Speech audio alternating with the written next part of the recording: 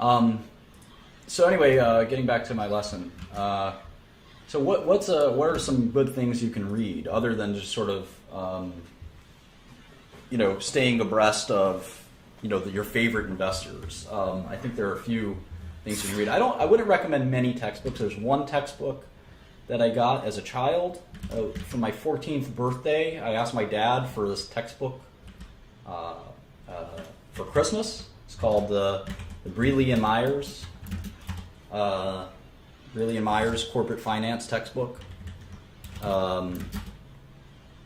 That's the kind of one textbook that I think is important.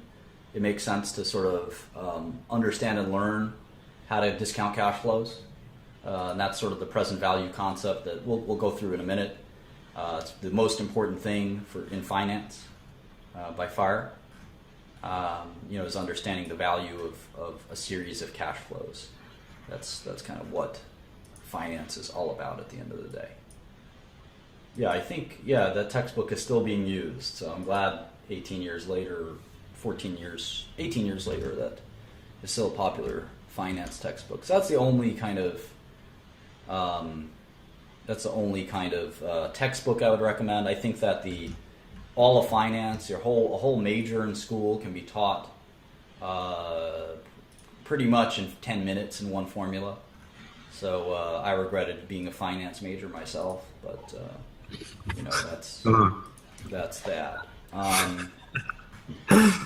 Yeah, can you be quiet? Sorry, I'll be quiet. Yeah.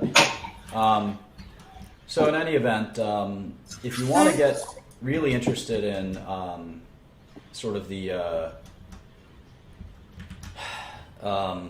some really advanced parts of finance, I think you can definitely go to the Journal of Finance, and this is where it gets a little more complicated. This is a pretty scholarly journal. It is a bunk bed. What? Oh, I'm sorry, I'm just reading. Journal of Finance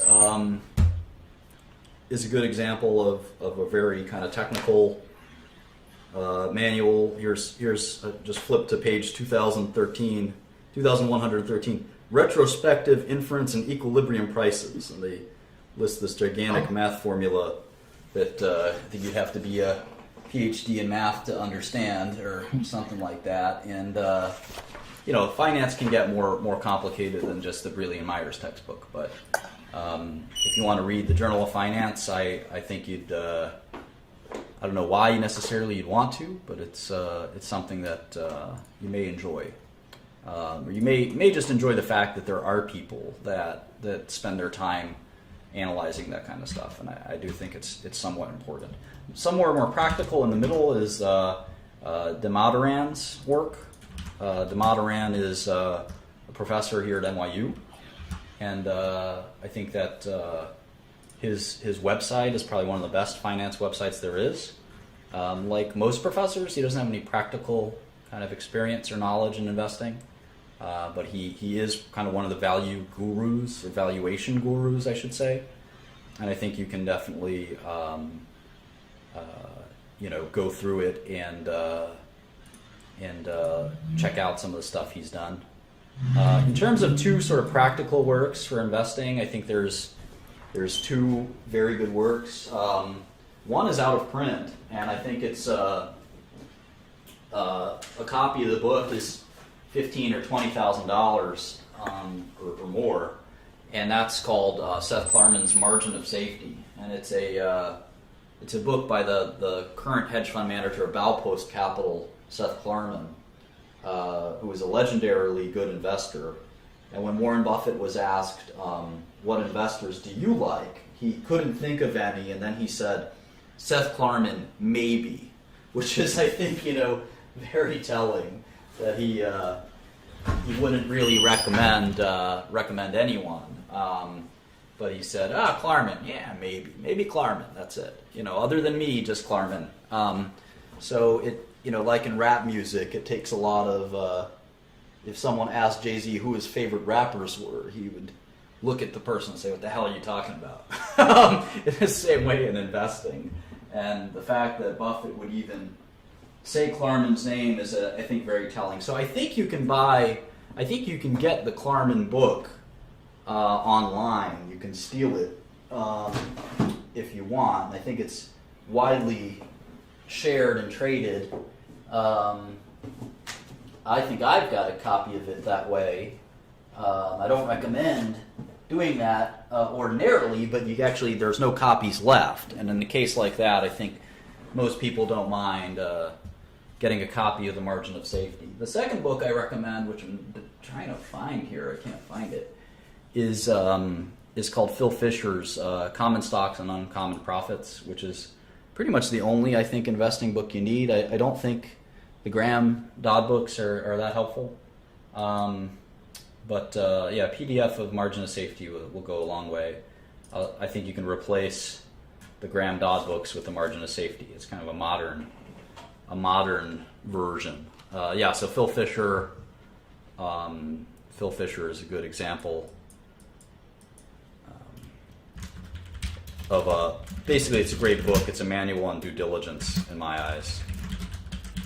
And it's not like there are not other books. I'm not telling you that there are not other good books out there. I like Jack Schwager's series of books, like the Money Masters series, where he does an interview with all these various investors. There's a number of those books. There's a book called Business Adventures that Bill Gates and Warren Buffett both agree is a fantastic book. So there's a number of books out there that you can read, and the more obsessed you get with all this stuff, the better. Okay, so that's enough for kind of the introduction to like the soft stuff in terms of market wizards. There you go. That's sort of enough with respect to introduction to kind of like what how I view the career and the kind of nature of a life in finance, and we're going to actually get to technical instruction in finance, which is going to be painful and difficult for a lot of you, but I think it could be fun. So what's the best way to start? God only knows. I gave you a little bit of my life story, gave you a little bit of kind of an approach to learning more about finance. Now I'm going to actually teach you some stuff, which is going to be, like I said, somewhat painful and difficult. Sorry.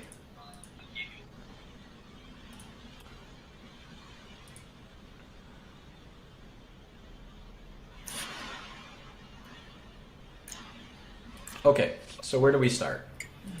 You'd start with the concept of asset classes. So what's an asset class? We like to, in life, we like to group things, right?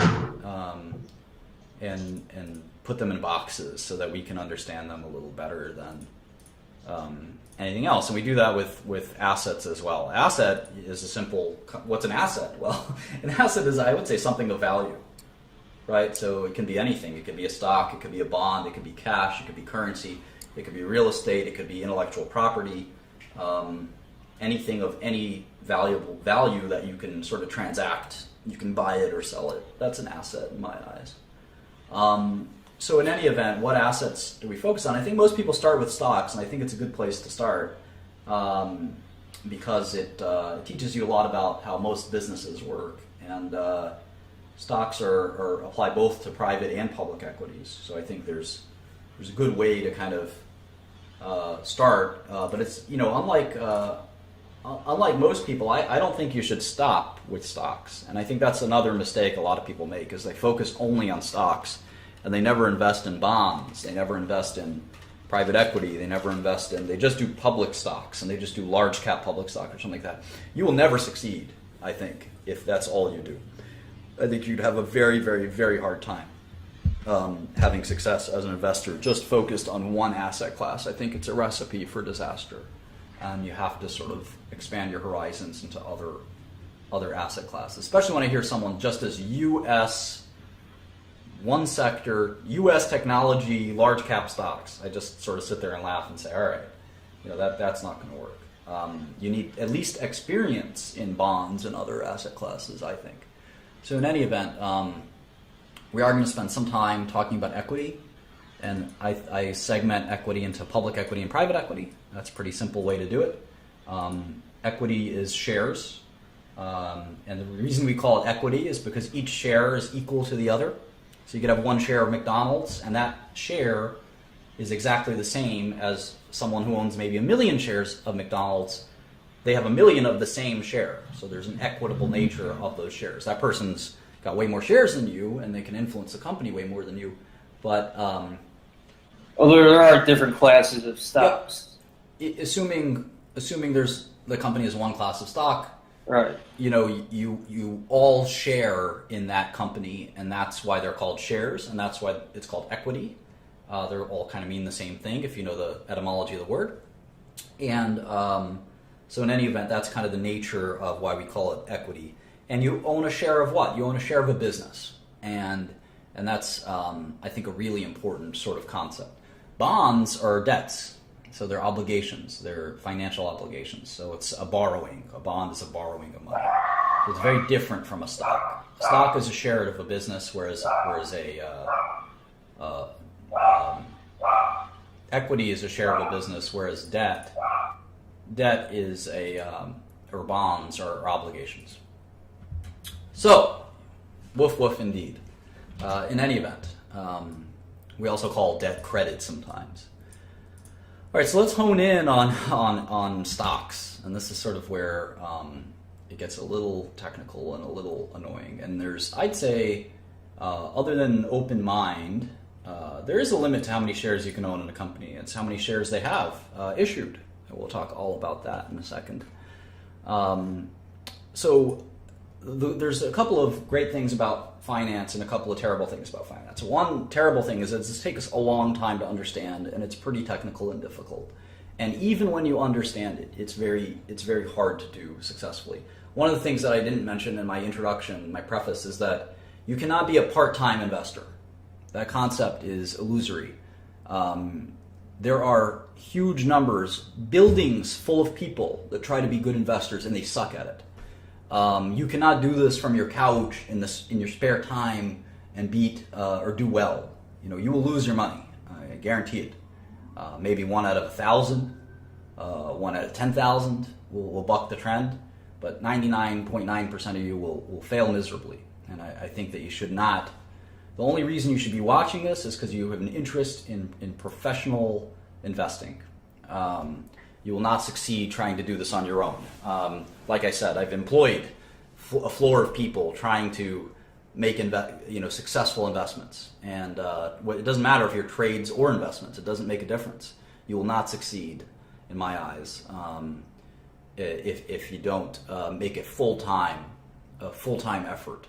You can certainly do it with one person. I don't think it's the number of people that matter. I just think it's the amount of focus and attention that you bring to the table that's relevant. And it doesn't matter if you're a long-term holder or a short-term holder. And if you can't hack it, don't invest. There's plenty of ways to make money. I think if you're Steven Spielberg, you make money making movies. And if you're not Steven Spielberg and you want to be Steven Spielberg, focus on that. Try to become Steven Spielberg. Don't focus on investing. It's not for you. It's fine.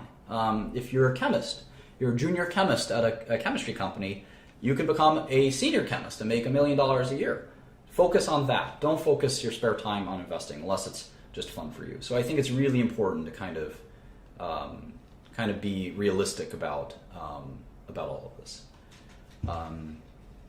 So in any event, let's get back to